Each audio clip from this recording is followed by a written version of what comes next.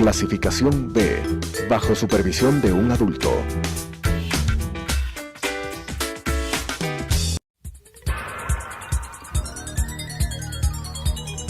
Las opiniones vertidas en este espacio por la producción y dirección del programa son de exclusiva responsabilidad de sus autores y de quienes intervienen en ellos.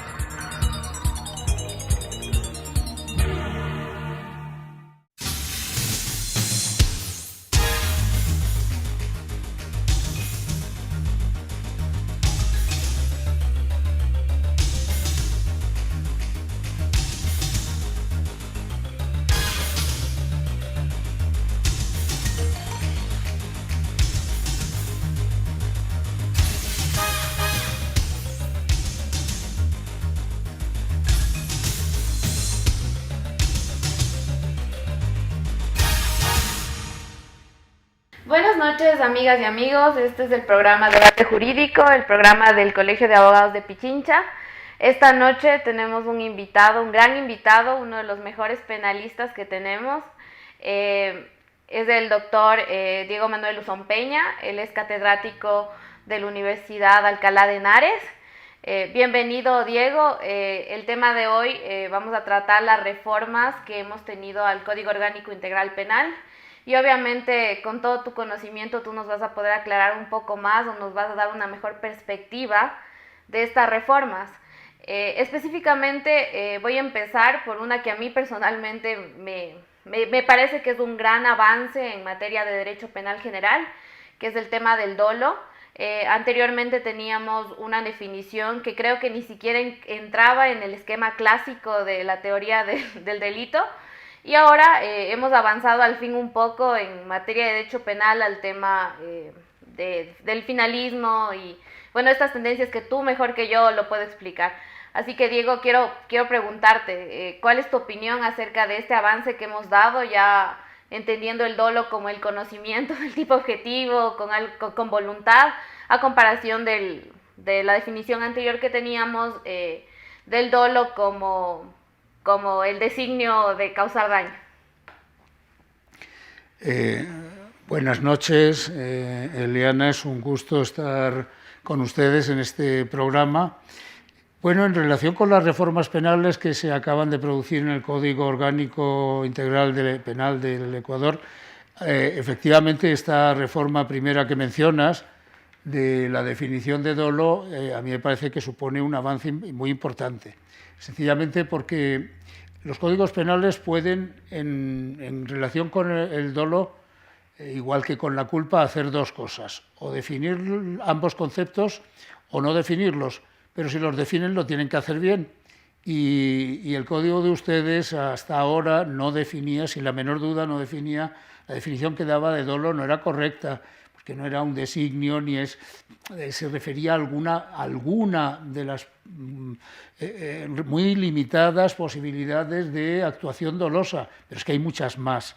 Entonces, primero, ya que se ha optado por dar una definición, esta es muy correcta, que desde mi punto de vista es perfectamente correcta, coincide, por ejemplo, con la que muchos manuales o tratados de derecho penal parte general de muchos países europeos y latinoamericanos y de otros países dan, el mío también, damos de dolo, que es conocimiento y voluntad de realizar el tipo objetivo o los elementos objetivos del tipo. Es verdad que no todo el mundo, no todos los penalistas están de acuerdo con este concepto, porque en los últimos años resulta que ha habido un sector minoritario, afortunadamente, porque no tienen razón, ahora explicaré por qué, que consideran que la definición de dolo debería ser conocimiento de realizar los elementos objetivos del tipo y no decir nada de la voluntad. Son las definiciones o los conceptos intelectivos o exclusivamente cognoscitivos del dolo, que se oponen a que haya un elemento de voluntad volitivo.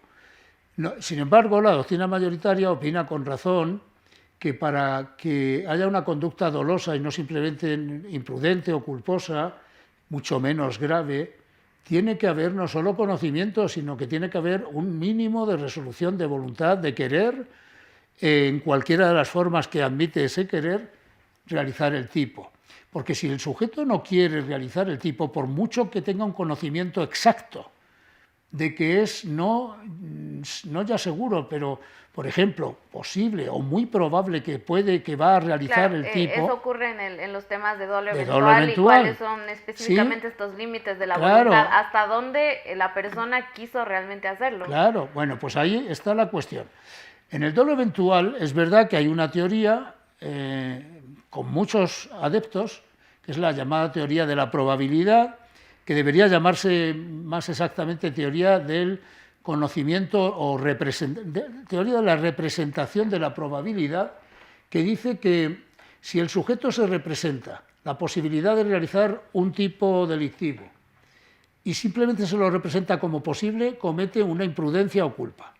Pero que, en cambio, si se representa su representación de que su conducta puede, no es seguro que vaya a cometer el tipo, pero que puede realizar el tipo, es un conocimiento, a su juicio, de algo probable, muy posible, entonces con eso basta para que haya dolo.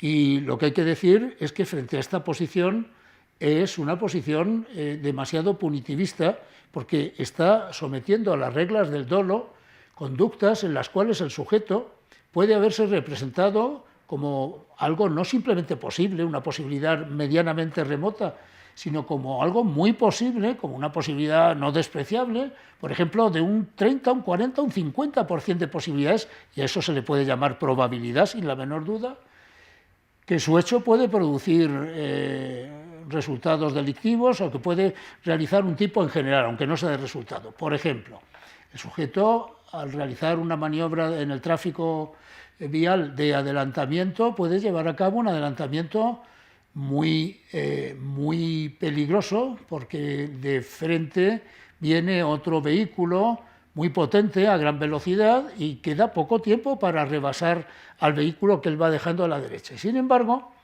ese automovilista, al representarse qué grado de posibilidad de que aquello acabe provocando una colisión, como mínimo con el vehículo de al lado, sacándolo de la carretera y causándole lesiones o incluso muertes a sus ocupantes. Se representa que es algo, no una posibilidad remota, sino algo bastante posible, porque el otro vehículo viene muy fuerte y queda muy poco espacio. Entonces lo está representando como probable, la posibilidad de lesionar o de matar. Bueno, por la teoría llamada de la probabilidad, simplificadamente, de la representación de la probabilidad, dice, en ese caso la actuación de ese señor es dolosa, siempre, y no le importa nada qué pensó, además de representarse como posible, ese conductor. Y se está olvidando de que en la mayoría de los casos los conductores que hacen una maniobra tan peligrosa, sin embargo, confían en dos cosas: en la potencia de su vehículo y en su habilidad para lograr rebasar, aunque sea en los últimos instantes, en los últimos segundos, y eludir el choque frontal con el camión, por ejemplo, muy potente que viene de frente, y también eludir el choque lateral con el automóvil al que está rebasando. Y si resulta que en la mayoría de los casos eso es lo que pasa, eso es si al final el sujeto calcula mal y acaba produciendo lesiones o incluso la muerte de algún ocupante del vehículo con el que choca lateralmente y lo saca de la carretera para no chocar de frente él con el camión, entonces ese sujeto no había querido causar muerte ni lesiones, pero es que no solo no había querido, no había ni siquiera aceptado esa posibilidad, porque hasta el último momento él confió en la potencia de su automóvil y sobre todo en su capacidad para colarse.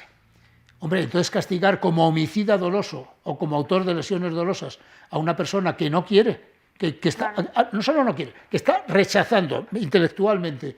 Y esto se puede probar no ya por su declaración, ese es el tema de la prueba del dolo, se puede probar por las declaraciones de los ocupantes del vehículo que iban con él, que digan, no, él estaba convencido, lo dijo. Es más, le dijimos a algunos, no seas loco, no hagas esto, que nos vamos a matar. Y él dijo, no, tranquilos que no nos matamos, tranquilos que no va a pasar nada, que yo me meto, que lo he hecho otras veces. Hombre, en ese caso no se puede castigar como homicida o autor de lesiones dolosas a esa persona que no tiene voluntad.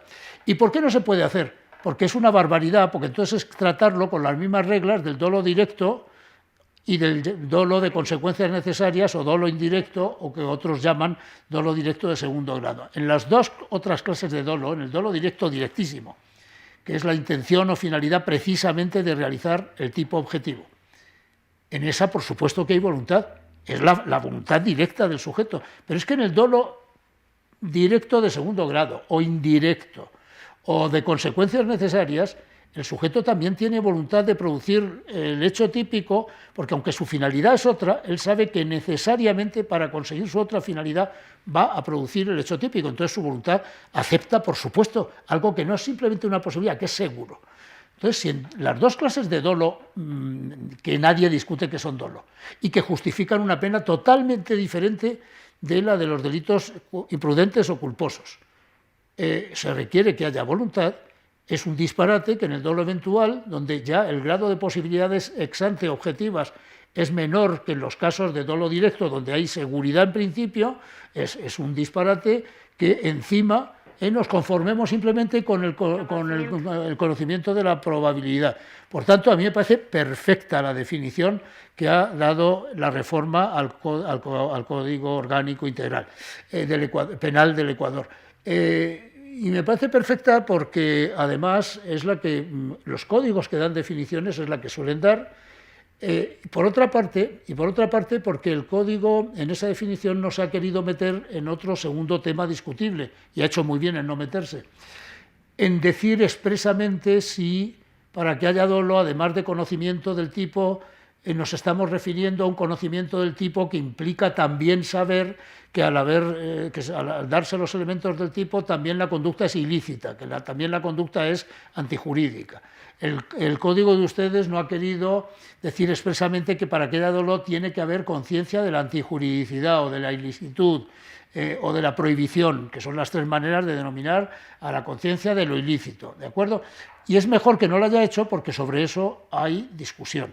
La teoría mayoritaria considera que no, que la conciencia o conocimiento de la ilicitud, de la prohibición, de la antijuridicidad es un elemento de la culpabilidad y no del dolo, y que el dolo está en la parte subjetiva de los tipos penales, pero es una posición minoritaria la que sostiene que tiene que haber con dolus malus, dolo malo pensando a sabiendas de que es ilícito.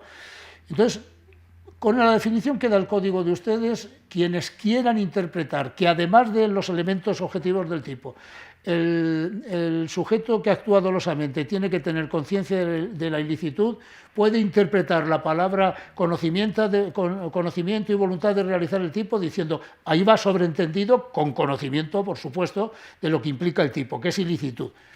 Y en cambio la doctrina absolutamente mayoritaria, hoy, en la mayoría de los países, que considera que no hace falta la conciencia de la antijuridicidad o de la ilicitud o de la prohibición, pues nos quedamos muy satisfechos con esa definición porque pensamos que la conciencia de la ilicitud no es necesaria para el dolo. Y por último, tercera y última cosa, tampoco ha querido, y hace muy bien, el dolo entrar en la cuestión más debatida de todas de si hay dolo o no hay dolo, cuando una persona realiza un hecho en lo que se llama una causa de justificación imaginaria o putativa. Es decir, cuando una persona cree que concurren los presupuestos de los elementos fácticos, por ejemplo, que justificarían una causa de justificación, como cree que hay una agresión, que está en presencia de una agresión antijurídica a él o a un tercero, erróneamente porque no hay esa agresión, porque la persona que le ha interpretado que le va a agredir o que está agrediendo pues estaba grabando una película o simplemente se acercaba sin malas intenciones. Bueno, pues entonces en esos casos aquí sí que hay una división casi al 50% en la doctrina entre quienes opinan que si el sujeto cree que no concurren los elementos de la causa de justificación, pese a todo, es la doctrina finalista, pese a todo, sí tiene dolo natural. Y luego, pues hay, un poquito más de un 50%, habrá seguramente un 55, un 60% de opiniones en la doctrina de los países con una dogmática jurídico-penal más avanzada, que entendemos, porque yo comparto esa opinión, que no hace falta esto. que en ese caso, que no hace falta, al revés, perdón, que si el sujeto cree que concurren esos presupuestos de una causa de justificación, inmediatamente desaparece su dolo. Como ese es un tema, ese sí que es un tema totalmente debatido y el que seguramente pasarán décadas hasta que a lo mejor se llegue algún día a un consenso, es mejor que el código no se pronuncie, entonces quede tal cual está. Sí. Te agradezco, Diego, por tu opinión acerca de la reforma con respecto al COIB, con las reformas al COIB, específicamente con el tema del dolo. En este momento vamos a unos anuncios publicitarios y regresamos con más temas sobre las reformas al Código Orgánico Integral Penal.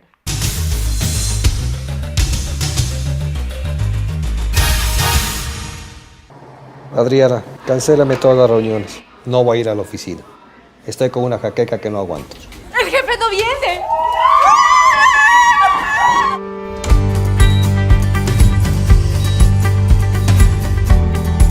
¿Estás seguro? Salió bien. Muy bien. Bueno. Cuanto antes vayas a Ecuasanitas, más rápido te curas. La empresa de medicina prepagada que cuida de ti. Ecuasanitas. Es bueno estar sano.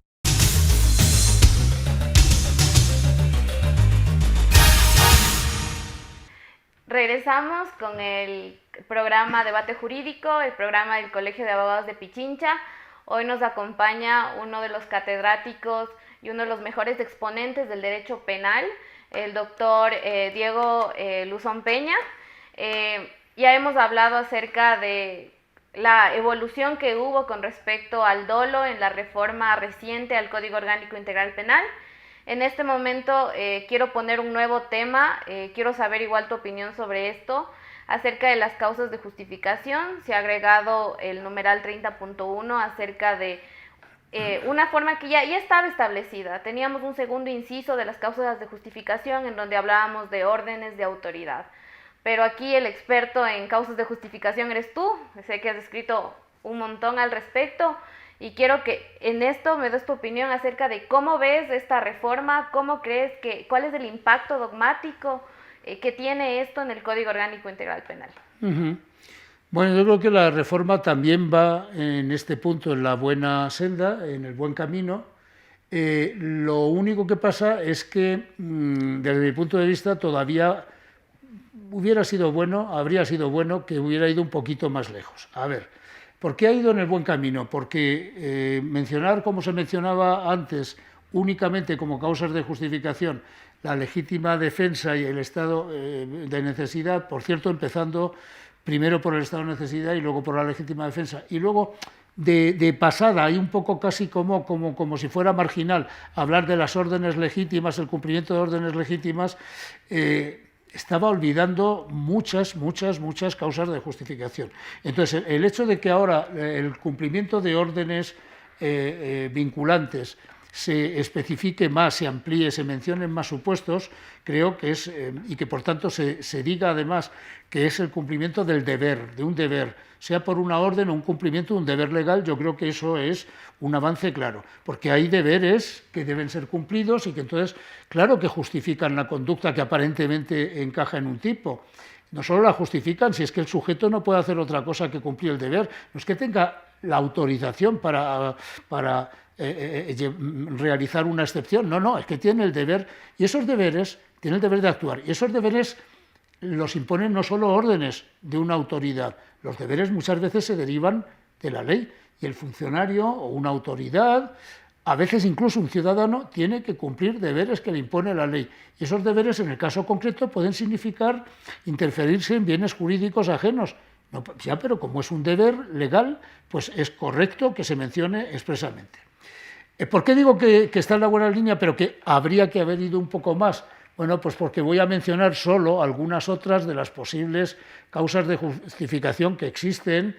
Mi manual de parte general las recoge, como las recogen muchos otros manuales, y de ellas unas es bastante frecuente mencionarlas en los códigos penales, mientras que otras en algunos códigos penales no se mencionan, ciertamente, igual que no las menciona el código ecuatoriano, pero que son causas de justificación todas las que voy a citar. Eso lo tienen que tener los operadores jurídicos, jueces, fiscales y abogados, lo tienen que tener muy claro.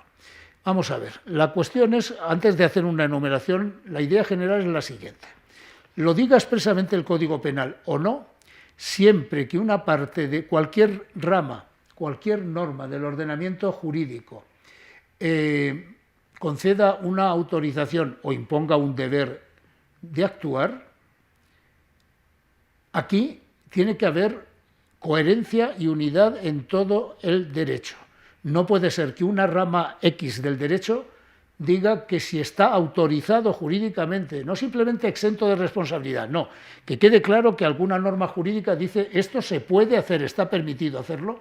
No puede ser que otra rama del derecho diga pues ahora yo impongo sanción al que hace eso. Es una contradicción insoportable y absurda. Un ordenamiento jurídico que haga eso está mal. Y es más, una Corte Constitucional debería tomar posición en ese, o la propia Corte Suprema, en la vertiente contencioso administrativa, debería tomar partido y declarar que una de las dos normas se está equivocando y que es nula, que es contraria al ordenamiento jurídico. Y ya lo que sería el colmo es que sea el Código Penal o las leyes penales las que declaren que hay responsabilidad no ya de sanción civil o administrativa, no, responsabilidad penal con la gravedad que eso implica a quien está realizando una conducta que está permitida por otra norma del ordenamiento. Bueno, pues en el ordenamiento conceden autorizaciones que se llaman, por tanto, si quien realiza un acto en principio típico, en el caso concreto tiene una autorización de actuar, se llaman causas de justificación o de exclusión de la antijuridicidad, y en el ordenamiento se conceden esas autorizaciones no solo por leyes de otras ramas del derecho, distintas del derecho penal, sino que se conceden también derivándose o desprendiéndose o yendo implícitas en la Constitución, en la norma de normas. Allí hay derechos y libertades constitucionales que permiten actuar dentro de límites. Y si no se sobrepasan los límites, aunque la conducta aparentemente encaje en un tipo penal, el juez está obligado a reconocer que está justificada.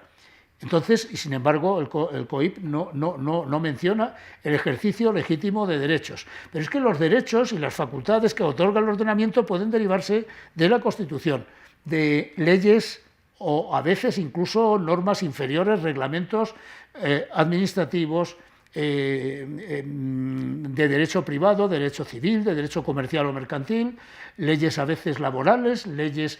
Bueno, la cantidad de normas que pueden conceder, de normas legales que pueden conceder autorizaciones es prácticamente todo el ordenamiento. Pero además, también normas de derecho internacional, también.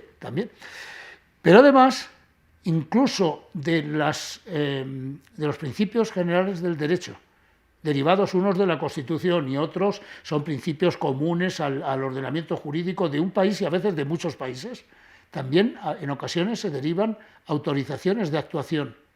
Y por último, en algunos casos de las costumbres con fuerza de derecho, las normas de la costumbre, lo que se llama el derecho consuetudinario, si no se oponen a lo que dice expresamente la ley, también hay normas de autorización. Consecuencia de todo esto, pues mira, para citar algunas otras causas de justificación que existen y que no se citan, y que la mayoría de los códigos penales sí recogen, la mayoría, no todos, O sea, esto no es una situación exclusiva del Código ecuatoriano. Por ejemplo, se suele recoger en la mayoría de los códigos penales extranjeros el ejercicio legítimo de un derecho derivado de todas estas normas que yo he dicho, o el ejercicio legítimo de una profesión, el desempeño legítimo de una profesión. Esto es muy importante porque las profesiones en ocasiones no imponen deberes derivados ni de ley ni de órdenes obligatorias. Y sin embargo, conceden facultades que le permiten al profesional realizar sin incurrir en responsabilidad penal lo que aparentemente son tipos de desobediencia a órdenes judiciales, de no colaboración o de obstrucción a la justicia. Estoy pensando en el secreto profesional de médicos, abogados, asesores, religiosos, etc. Ese secreto profesional lo reconocen otras leyes y concede facultades, porque es un derecho-deber, en ocasiones es un derecho, pero sea como sea, es ejercicio legítimo de la profesión.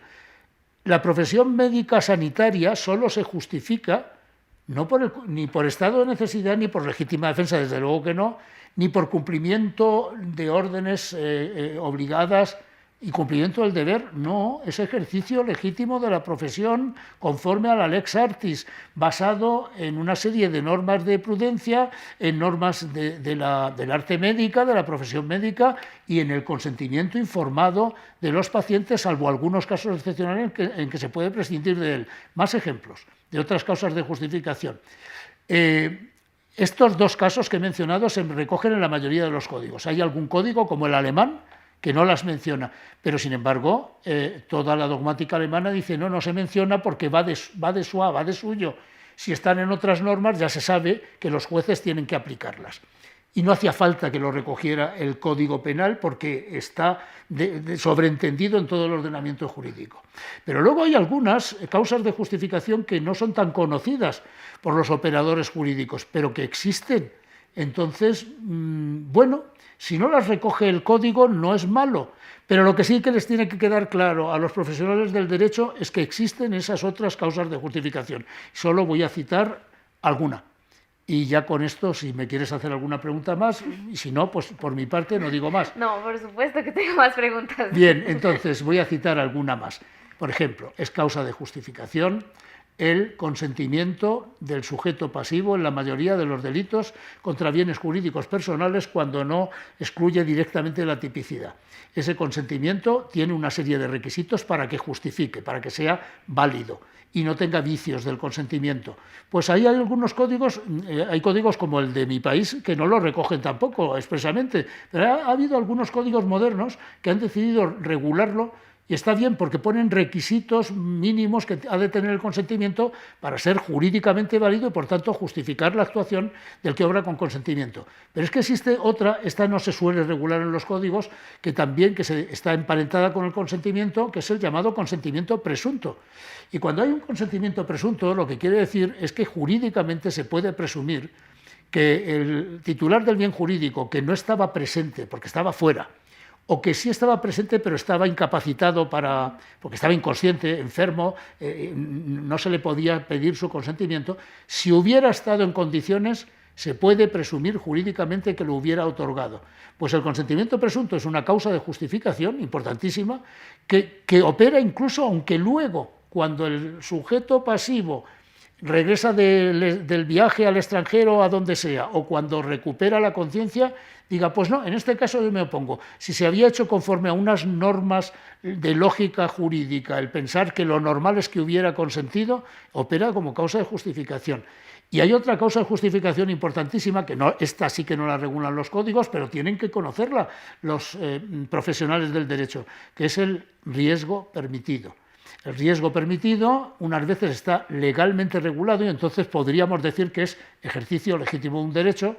Si se menciona en el Código Penal, mejor, porque ya tenemos una base legal para esa causa de justificación, esa exhibente, y en otros casos no está legalmente regulado con exactitud, pero hay una serie de normas más o menos que permiten llegar a la conclusión de que sí se autoriza. Por ejemplo, la práctica de competiciones motorísticas o automovilísticas a altísima velocidad con grave riesgo para los participantes porque al hacer ciertas maniobras pueden provocar lesiones en el otro, incluso a veces la muerte. Y eso está amparado también por una cosa de justificación, si no sería una conducta de conducción gravísimamente imprudente, incluso doloso eventual, y sin embargo no es así.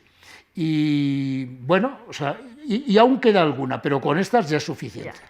Te agradezco, Diego. Lamentablemente tenía un montón de preguntas, pero el tiempo se nos ha agotado. Agradezco a todos los amigos y amigas que cada semana miran nuestro programa y sobre todo te agradezco, Diego, por estar aquí con nosotros. Nos has alimentado con un montón de derecho penal y nos has solventado un montón de dudas que teníamos sobre las reformas. Y gracias a toda la teleaudiencia por mirar el programa. Las opiniones vertidas en este espacio por la producción y dirección del programa son de exclusiva responsabilidad de sus autores y de quienes intervienen en ellos.